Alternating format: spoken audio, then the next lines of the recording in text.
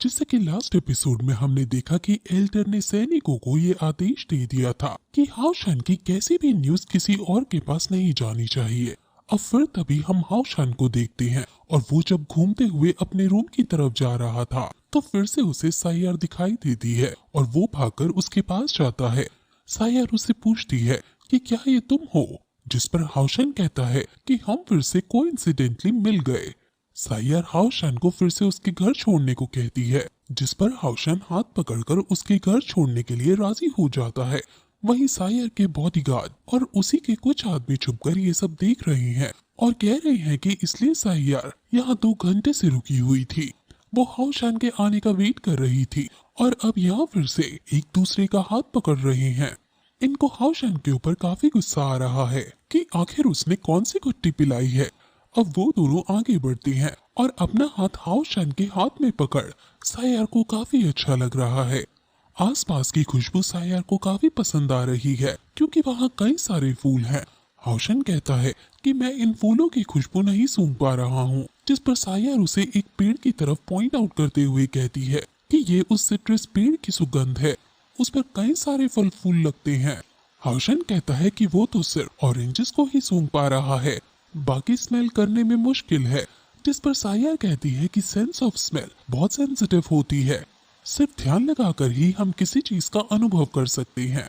हाउशान फिर से ट्राई करता है और अपनी आंखें बंद करके आसपास के एनवायरनमेंट को सूंघने की कोशिश करने लगता है।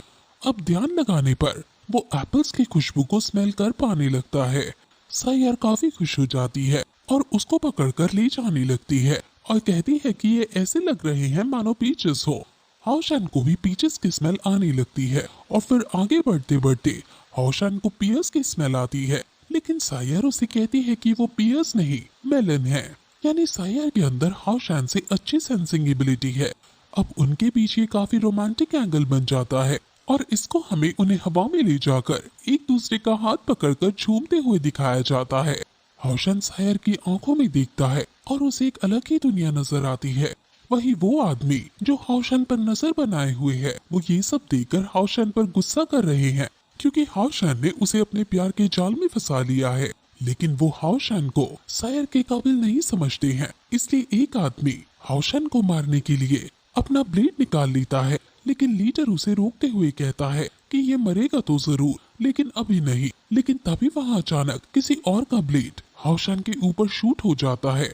ये उन्हीं के एक आदमी ने शूट किया है, लेकिन उसे भी नहीं पता कि आखिर ये उसने कर कैसे दिया।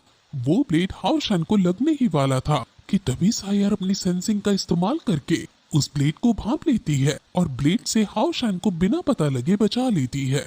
अब चलते चलते वो दोनों सायर के घर पहुंच जाते हैं और हाउशान कहता है कि आखिर हम इतनी जल्दी कैसे पहुंच गए।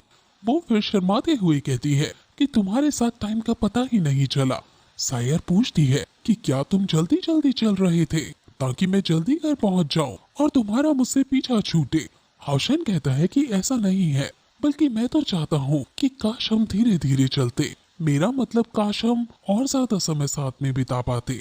अब ये उसने बहुत रिस्क की बात कह दी थी और वो सायर के रिस्पॉन्स का बड़ी बेसब्री से इंतजार करने लगता है, लेकिन सायर सिर्फ उसे इतना ही कहती है कि मुझे कल कोई इम्पोर्टेंट काम है, इसलिए मुझे अभी जाना होगा, लेकिन हम कल फिर से मिल सकते हैं। जिस पर हाउशान खुश हो जाता है और कहता है कि हम फिर वही मिलेंगे जहां हम पहली बार मिले थे। अब हाउशान अपने कमरे में वापस चला जाता है और वहां मेडिटेट करने लगता है।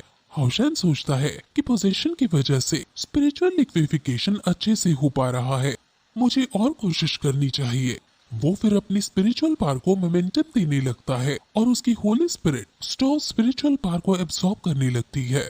अब उसके अंदर की फर्नेस इवॉल्व होने लगती है और उसकी सारी spiritual power Holi inspiration furnace के अंदर जाने लगती है और फिर फाइनली कोशिश करने के बाद होली स्पिरिट स्टोव की फर्स्ट एवोल्यूशन कंप्लीट हो जाती है और उसकी वर्ल्ड स्पिरिट फर्नेस के पास ब्रीड करने की एबिलिटी भी आ जाती है, जिससे उनकी स्पिरिचुअल पावर डायरेक्ट लिक्विड में कन्वर्ट हो सकती है। अब वो अपनी स्पिरिचुअल पावर को लिक्विड में कन्वर्ट कर देता है और इसके साथ में ये इसकी लिक्विड पावर है, लेकिन जैसे ही वो इस पर कंसंट्रेट करने की कोशिश करता है वो अनस्टेबल हो जाती है और गायब हो जाती है। जब होली स्पिरिट फर्नेस उसकी स्पिरिट पावर को स्टेबल लिक्विड में कन्वर्ट कर पाने में सक्षम हो जाएगी, तभी हाउशान लेवल 5 पर पहुंच पाएगा अब वो फिर से कल्टीवेट करने लग जाता है। अब फिर हम अगले दिन हम एक सीक्रेट स्टेडियम के अंदर कई सारे वॉरियर्स को देखते हैं जो एक लाइन में खड़े हैं। होस्ट कहता है कि 2 दिन के कंपटीशन के बाद असासिन शॉप के अंदर केवल 12 कंटेस्टेंट बच पाए हैं और आज इन 12 में से टॉप 10 चुने जाएंगे।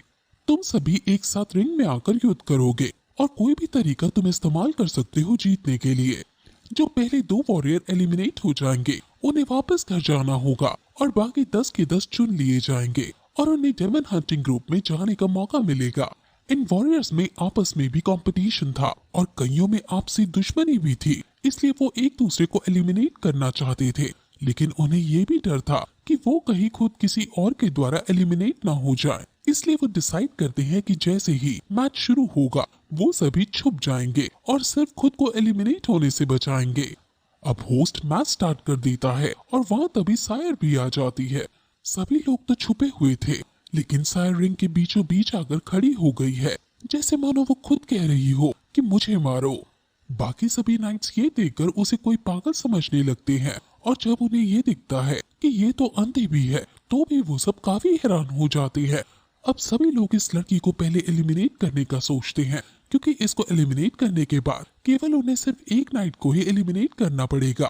अब सभी एक साथ सायर पर हमला कर देते हैं, लेकिन सायर इन मौके पर उन सभी को सेंस करके वहाँ से गायब हो जाती है और वो ना जाने कैसे अपने कई सारे रूप लेकर उन सभी पर एक साथ हमला कर देती है और हर एक वॉरियर पर वो अपने आइकॉनिक फाइटिंग स्टाइल का यूज करने लगती है।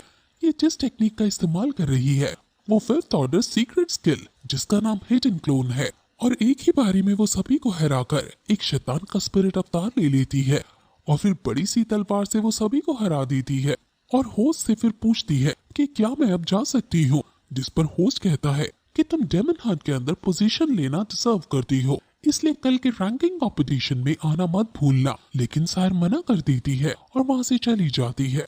ये देखकर वहाँ घायल हुए नाइट्स कहते हैं कि भले ही सिस्टर बहुत स्ट्रॉन्ग है, लेकिन इन्होंने मना क्यों कर दिया। शैडो लॉर्ड से एक नाइट पूछता है कि जो अभी सायर ने किया क्या वो सही है। शैडो लॉर्ड कहता है कि वो एक रीइंकार्नेशन सेंट है और वो यहाँ सबसे ज्यादा स्ट्रॉन्ग है।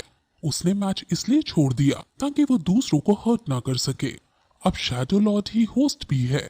वो डिक्लेयर करता है कि अब बाकी 11 लोग खेलना फिर से शुरू करेंगे और अब जो भी एलिमिनेट होगा वो निकल जाएगा। अब उनमें फिर से आपस में युद्ध शुरू हो जाता है और सायर जाते जाते सोचती है कि हाउशन का मैच आखिर कैसा चल रहा होगा। वहीं अब हाउशन को हम देखते हैं जो डेमन हंटर ट्रायल्स में है और ये हुआ बताती है कि आज 4th ऑर्डर वाले 5th ऑर्डर के साथ भी खेलेंगे। अब फिर रिंग में तो वॉरियर्स बुलाए जाते हैं, जिसमें एक 5th ऑर्डर का स्ट्रॉन्ग वॉरियर है और एक 4th ऑर्डर के पीक पर पहुंचा हुआ नाइट है और उसकी स्ट्रेंथ भी काफी ज्यादा है।